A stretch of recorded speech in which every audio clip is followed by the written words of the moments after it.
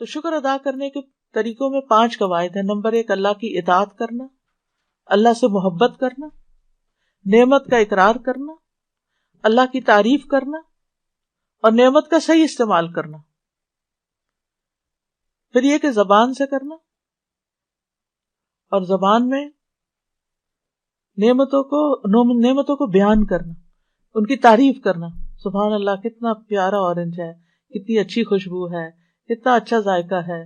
اور اگر نہ بھی اچھا ذائقہ نکلے تو یہ نہیں کہنا کہ بہت ہی خراب ہے، اس کہنا الحمدللہ. اس میں بھی کوئی حکمت ہوگی کہ اس طرح کا ذائقہ ہے اس کا. یعنی ہر چیز کا ایک پازیٹیو سائڈ لینا.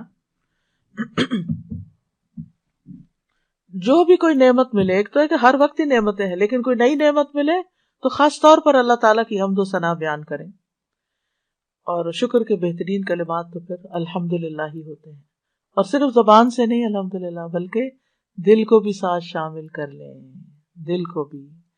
اور نعمتوں کو یاد رکھیں، احسانات کو یاد رکھیں، بھولیں نہیں.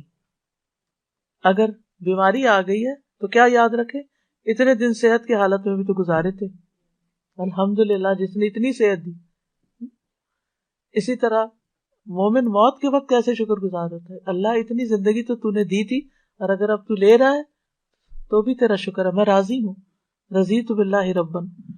تو دل میں شکر گزار ہونا، چاہے زبان نہ بول پا رہی ہو، کیونکہ بیماری کی حالت میں انسان بعض اوقات بولنے سے بھی قاصر ہوتا ہے. پھر اعضاء میں یہ کہ اللہ کی نافرمانی کے کام نہیں کرنے. ابن قیم کہتے ہیں نافرمانیاں نعمتوں کی آگ ہیں، یہ نعمتوں کو کھا جاتی ہیں جیسے آگ لکڑی کو کھا جاتی ہے. تو گناہ جو ہیں وہ نعمتوں کے قاتل ہوتے ہیں، نعمتیں ختم کر دیتے ہیں.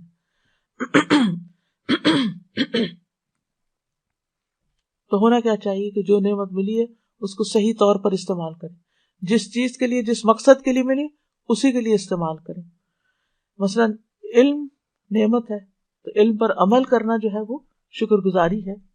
کوئی منصب ایک نعمت ہے تو اس منصب کا مطلب یہ کوئی عہدہ، کوئی پوزیشن آپ کو ملی ہے، اس کا حق ادا کرنا یہ شکر گزاری ہے. ایمان ایک نعمت ہے تو اس کا شکر کیا ہے کہ دوسروں تک بھی ایمان کی دولت پہنچائی جائے. اولاد نعمت ہے تو اولاد کو اللہ کی حفاظت میں دینا اور شیطان کی شر سے بچانا، کیونکہ اس نے کہا تھا یہ شکر گزار نہیں ہوں گے. پھر اعضاء کی شکر گزاری، مثلا ابو حازم کے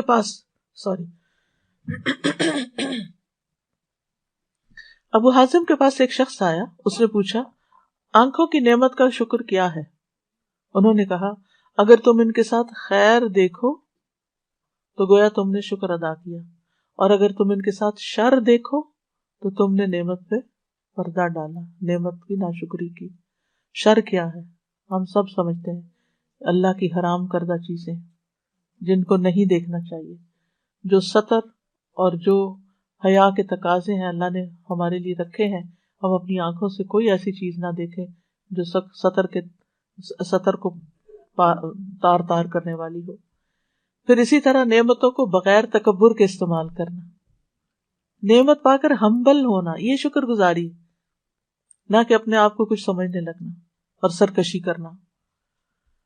اور پھر اللہ کے حقوق بھی ادا کرنا اور بندوں کے حقوق بھی. مشکل یہ ہے کہ انسان کو جو ملا ہوا ہے نا اس پہ مطمئن نہیں ہوتا، وہ ساری زندگی اس کے پیچھے دوڑتا جو ہے نہیں. کتنی تکلیف دہ بات ہے. جو ملا ہوا ہے وہ نظر نہیں آتا، اور سارا غم کس پر ہے؟ جو نہیں ہے پاس. اس طرح ہر انسان غیر مطمئن زندگی بسر کرتا ہے، کیونکہ وہ جو ہے وہ اس کو دکھتا نہیں، اس پہ شکر نہیں، جو نہیں ہے اس پہ رو رہا ہے، اسی کی طرف متوجہ ہے. اور پھر اس وجہ سے اللہ تعالیٰ کا شکر ادا نہیں کرتا، اور اس دل کی خوشی سے محروم ہو جاتا ہے جو دنیا میں بندے کو ملتی ہے. شکر گزار انسان کے لیے دنیا بھی جنت بن جاتی ہے.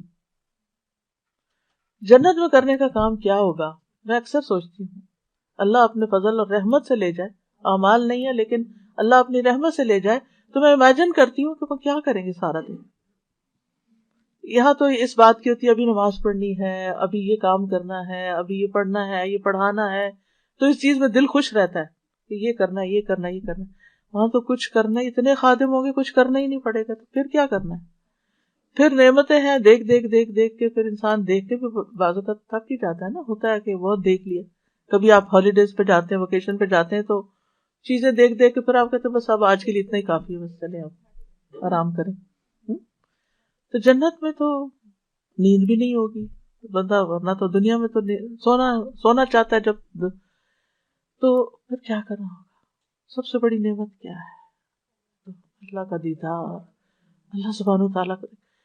یعنی جو ہی میرے دل میں یہ خیال ہے کہ دنیا میں تو میرا دل خوش ہوتا ہے قرآن پڑھ کے، اس کی تلاوت سے، اور قرآن پڑھا کر، وہاں تو قرآن بھی نہیں ہوگا. یعنی اس سینس میں تو نہیں، تو ظاہر دنیا میں گائیڈ لائن دی گئی ہمیں.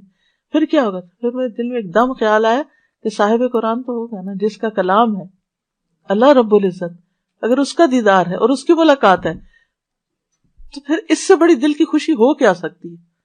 پھر وہ جو لوگ کہتے ہیں جنت میں جا کے بور نہیں ہو جائیں گے، نہیں، کوئی بوریت نہیں ہے. وہاں آنکھوں کی لذت کا ایسا سامان ہے کہ دل بھرے گا ہی نہیں، کہ اس اللہ رب العزت کو دیکھ کر دل بھرے گا ہی نہیں کہ ہم بس اب کافی ہے. دنیا کی ہر نعمت جس سے آپ جتنی بھی محبت کرتے ہوں، ایک وقت آتا ہے کہ آپ اس سے تھک جاتے ہیں، وہ آپ کے لیے بوجھ بن جاتی ہے وہ چیز. یعنی خوشی کی بھی انتہا ہے نا دنیا میں، لیکن جنت میں خوشی کی انتہا کوئی نہیں ہے. خوشی ہے تو خوشی ہے، خوشی ہی خوشی ہے، کیونکہ جس رب نے پیدا کیا، جس کو اس دنیا میں پہچانا، جس کی عبادت کی، جس کا کلام پڑھا، اور جس کی ملاقات کی امید رکھتے ہیں، جب وہ مل گیا ہر چیز مل گئی. اور یہ انہی کو ملے گا جو دنیا میں سب سے زیادہ اللہ سے محبت کرتے ہیں. والذین آمنوا، اور یہ ایمان کی علامت ہے، والذین آمنوا اشد حبا للہ. جب دل میں شدید محبت ہوگی نا اللہ کی، تو پھر انتظار بھی اللہ کی ملاقات کا ہوگا، شوق بھی ہوگا، اور پھر اللہ کے دیدار سے خوشی بھی ہوگی جو کبھی ختم نہیں ہونے والی.